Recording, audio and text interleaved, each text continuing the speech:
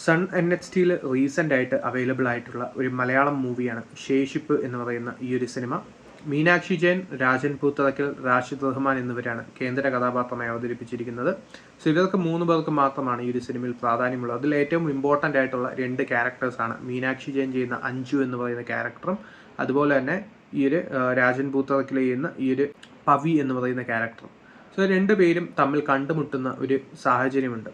എന്താണ് ആ ഒരു സാഹചര്യം? ആ ഒരു സാഹചര്യം ഒരു ഊരാക്കുടുക്കാണ്. അതിൽ നിന്ന് അവരെങ്ങനെയാണ് രക്ഷപ്പെടുന്നത് എന്നിങ്ങനെയുള്ള സംഭവങ്ങളാണ് ഈ ഒരു സിനിമ 1 മണിക്കൂർ 24 മിനിറ്റിൽ പറയുന്നത്. സോ അങ്ങനെയുള്ളൊരു മൂവിയാണ് ശേഷിപ്പ്. ഈ ഒരു സിനിമയിൽ സ്റ്റാർട്ട് ചെയ്യുന്ന തന്നെ ഈ ഒരു പവി എന്ന് പറയുന്ന ക്യാരക്ടർ ഹില്ലി ഏരിയയിൽ ആ ഒരു ഫ്രണ്ടിൻ്റെ ആ ഒരു സ്ഥലമായിട്ടുള്ള ആ ഒരു ഹില്ലി ഏരിയയിൽ കഥ എഴുതാൻ വന്നിരിക്കുകയാണ്.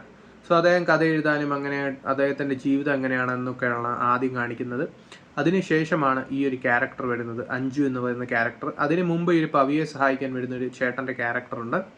സോ അങ്ങനെ പോകുന്ന ഒരു മൂവിയാണ്. സോ ഇങ്ങനെ പവിയുടെ ലൈഫിലൂടെ അൺഎക്സ്പെക്റ്റഡ് ആയിട്ടൊരു ഡിഫറെൻ്റ് ആയിട്ടുള്ള സാഹചര്യത്തിൽ കടന്നു വരുന്ന ഈ ഒരു ക്യാരക്ടർ, ഇവർ രണ്ടുപേരും ആ ഒരു സാഹചര്യം, ഒരു അൺഎക്സ്പെക്റ്റഡ് ആയിട്ടുള്ളൊരു ഇൻസിഡൻറ്റ് നടന്നത്, അതെങ്ങനെയാണ് അവരത് മാറ്റുന്നത്, അല്ലെങ്കിൽ എങ്ങനെയാണ് കടന്നു വരുന്നത് എന്നുള്ളതാണ് ഈ ഒരു സിനിമയുടെ ഹൈലൈറ്റ്. സോ അങ്ങനെ 2 പേരുടെ ക്യാരക്ടേഴ്സ്, ആ ഒരു ക്യാരക്ടറൈസേഷൻ തന്നെ അങ്ങനെയാണ്. കാരണം ഒരു സൈക്കോളജിക്കൽ ആയിട്ടുള്ള സംഭവങ്ങളാണ് ആ ഒരു ക്യാരക്ടേഴ്സിലുള്ളത്.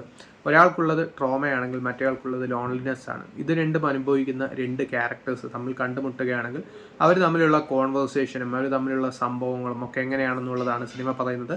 സിനിമ കൂടുതലും ആക്ഷൻസിൽ കൂടിയാണ് സംഭവം പറയാൻ ഉദ്ദേശിച്ചിരിക്കുന്നത്. ന്യൂമറസ് ആയിട്ടുള്ള സപ്ലോട്ട്സ് ഇല്ലാത്തതും അതുപോലെ തന്നെ ഒരു സൈക്കോളജിക്കൽ ത്രില്ലർ ആവാനുള്ള ഉണ്ടായിട്ടും അതൊന്നും വർക്കൗട്ട് ആവാതെ പോകുന്നതും അങ്ങനെയുള്ള മേക്കിങ്ങുമാണ് സിനിമയുടെ ഒരു നെഗറ്റീവായിട്ട് തോന്നിയത്.